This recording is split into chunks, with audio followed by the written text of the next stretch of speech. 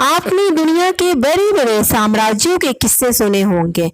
British साम्राज्य जिसमें कभी सूरज डूबता ही नहीं था, चंगेज खां की बादशाहत जो चीन से लेकर हिंदुस्तान की दहलीज तक फैली थी, या फिर मुगलिया सल्तनत जिसका विस्तार काबुल कंधार से लेकर कर्नाटक तक था। पर आज हम आपको ले चलते हैं दुनिया की सबसे छोटी बादशाहत की सैर पर। एक ऐसा साम्राज्य जिसमें कुल 11 लोग रहते हैं, वो भी पार्ट टाइम। एक ऐसा राजा जो अपनी नाव और रेस्टोरेंट चलाता है, जिसने हाफ पैंट और सैंडल में ही अपनी जिंदगी बिता दी। ये बेहद दिलचस्प किंगडम है, किंगडम ऑफ टवोलाडा। यह एक छोटा सा द्वीप है, इटली के सार्डिनिया प्रांत के पास भूमध्य सागर में स्थित। ये एक बेहद छोटा सा द्वीप है जहां पर एक राज कायम है, वो भी इटली के एक देश के तौर पर अस्तित्व में आने से पहले। किंगडम ऑफ टवोलाडा असल में टवोलाडा नाम के एक छोटे से जजीरे पर फैला हुआ है। इसकी कुल लंबाई चौड़ाई 5 वर्ग किलोमीटर है। इसके राजा का नाम एंटोनियो बर्तलियोनी है। अगर आप कभी टवोलाडा पहुंच गए तो वहां आपको राजा एंटोनियो बर्तलियोनी को तलाशने में दिक्कत हो सकती है, क्योंकि वो राजा जैसे दिखते ही नहीं, ना पहनावा ना वैसा रहन सहन। एंटोनियो बर्तलियोनी कहते हैं कि एक राजा के तौर पर उन्हें सिर्फ मुफ्त भोजन की सुविधा मिलती है। क्या आपको पता है टवोलाडा जैसे ही कुछ छोटे छोटे और देश हैं जो आबाद है। नंबर 1, रेडोंडा। इंग्लैंड के साउथहैम्पटन स्थित एक इलाके ने धूम्रपान पर पाबंदी से बचने के लिए खुद को अलग मुल्क घोषित कर दिया था। नंबर 2, टवोलाडा 5 वर्ग किलोमीटर में फैले इस देश के कुल 11 नागरिक हैं। राजा एंटोनियो ही यहाँ का इकलौता रेस्टोरेंट चलाते हैं। नंबर 3, टोंगा। प्रशांत महासागर स्थित ये देश 748 वर्ग किलोमीटर में फैला है। इसकी आबादी 1,06,000 है। इसे 1773 में ब्रिटिश कैप्टन जेम्स कुक ने खोजा था। कैप्टन कुक ने इसे दोस्ताना द्वीप कहा था, जबकि सच्चाई ये थी कि यहाँ के बाशिंदे उन्हें मारना चाहते थे। Number 4, Brunei. 5,765 वर्ग किलोमीटर में फैले ब्रुनेई की आबादी 4,13,000 है। यहाँ के लोगों पर कोई टैक्स नहीं लगता। ब्रुनेई के सुल्तान दुनिया के सबसे अमीर लोगों में से एक है। Number 5, Swaziland. अफ्रीका में स्थित इस देश का आकार 17,360 वर्ग किलोमीटर है। इसकी कुदरती खूबसूरती की वजह से इसे रहस्यों से भरा देश कहा जाता है। यहाँ की कुल आबादी 13 लाख है। Number 6, Lesotho.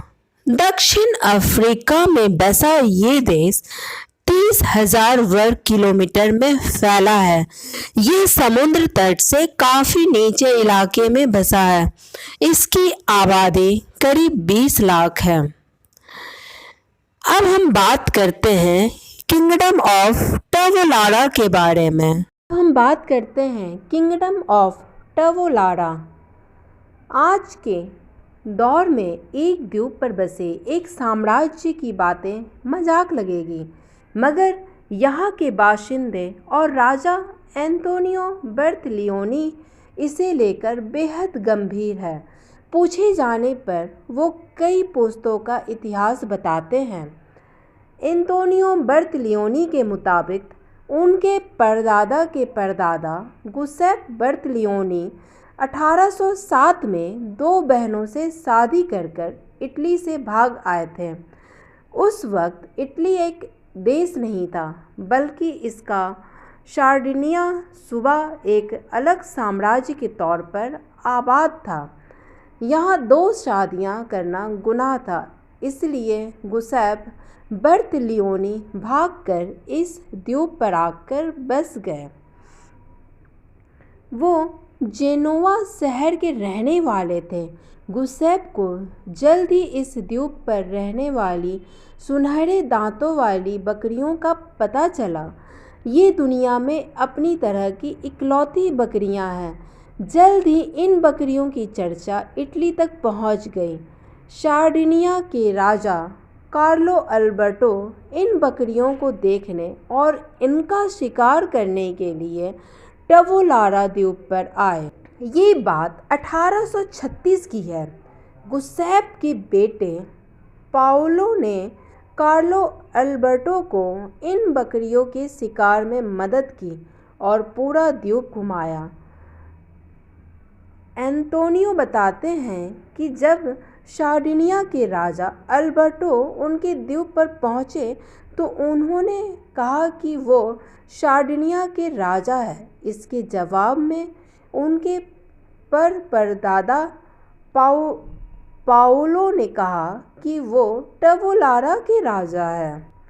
टवोलारा में 3 दिन गुजारकर कार्लो अल्बर्टो जब अपने देश लौटे तो वहाँ से एक फरमान लिखकर कहा कि टवोलारा सार्डिनिया के राज का हिस्सा नहीं है। इसके बाद पाओलो बर्तलियोनी ने भी अपनी बादशाहत का ऐलान कर दिया।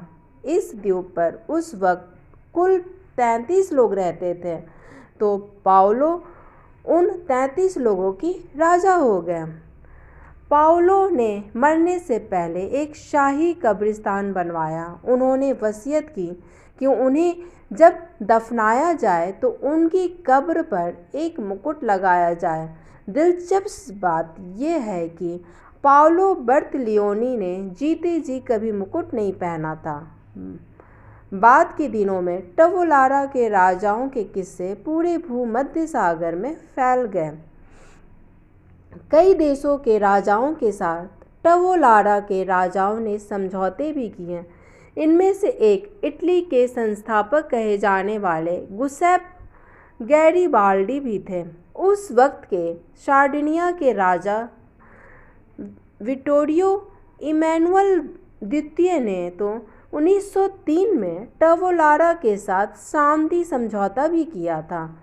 19वीं सदी में ब्रिटेन की महारानी विक्टोरिया ने दुनिया भर के राजाओं की तस्वीरें इकट्ठे करने का मिशन शुरू किया था। इस दौरान एक जहाज़ उन्होंने टवोलारा भी भेजा था ताकि यहाँ के शाही खानदान की तस्वीरें भी उतारी जा सके। उस दौर की तस्वीर बरसों तक इंग्लैंड के बकिंघम पैलेस की शान बढ़ाती रही। आज वो तस्वीर एंटोनियो बर्तलियोनी के रेस्टोरेंट में टंगी है। 1962 में यहाँ नाटो का सैनिक अड्डा बनने के बाद इस छोटे से साम्राज्य की संप्रभुता खत्म हो गई। इसके ज़्यादातर हिस्से पर किसी के आने जाने पर पाबंदी लगा दी गई, मगर इटली ने कभी भी औपचारिक रूप से टवोलारा को अपना हिस्सा नहीं बनाया। हालांकि टवोलारा को दुनिया का कोई भी देश मान्यता नहीं देता। टवोलारा के राजा एंटोनियो और उनके परिवार के लोग इटली से इस द्वीप तक के लिए फेरी सर्विस चलाते हैं। बड़ी तादाद में सैलानी यहाँ घूमने के लिए आते हैं और यहाँ की बकरियाँ और विलुप्त होती बाज की एक नस्ल देखने के लिए आते हैं। टवोलारा के आसपास के समंदर में बड़ी तादाद में समुद्री जानवर रहती हैं। बहुत से सैलानी इनके साथ अठखेलियाँ करने के लिए भी यहाँ आते हैं। एंटोनियो और उनके भतीजे फेरी सर्विस चलाते हैं और वहीं उनका एक भतीजा समुद्र में मछलियाँ और दूसरे शिकार करता है।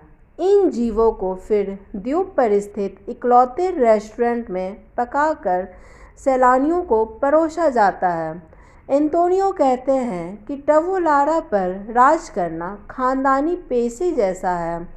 सैलानियों की आमदोरफ्त बढ़ने से एंटोनियो के राज की आमदनी भी बढ़ी है, लेकिन वो आम लोगों जैसी ज़िंदगी ही बसर करने में यकीन रखते हैं। एंटोनियो को रोज़ सुबह सुबह उठकर खानदानी कब्रिस्तान जाकर अपनी बीवी की कब्र पर फूल चढ़ाना सबसे अच्छा लगता है। वो प्लास्टिक के फूल ले जाते हैं। एंटोनियो का कहना है कि असली फूल ले जाने पर बकरियां उन्हें चबा जाती है। कब्रिस्तान में बर्तलियोनी खानदान के सभी मरहूम लोग दफनाए गए हैं। तकनीकी रूप से एंटोनियो और उनके सभी परिजन इटली के नागरिक हैं। उन्होंने एक बार सोचा था कि वो ड्यूक ऑफ सेवाय से अपील करें कि उनकी बादशाहत को मान्यता दे दी जाए, मगर फिर उन्होंने ये ख्याल छोड़ दिया।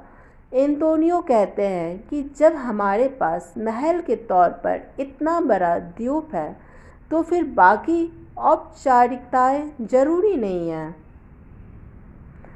अगर आपको ये वीडियो अच्छा लगा तो चैनल को लाइक करें, सब्सक्राइब करें और बेल नोटिफिकेशन ऑन कर दें, जिससे आने वाली वीडियो की नोटिफिकेशन आपको मिलती रहे। जय हिंद।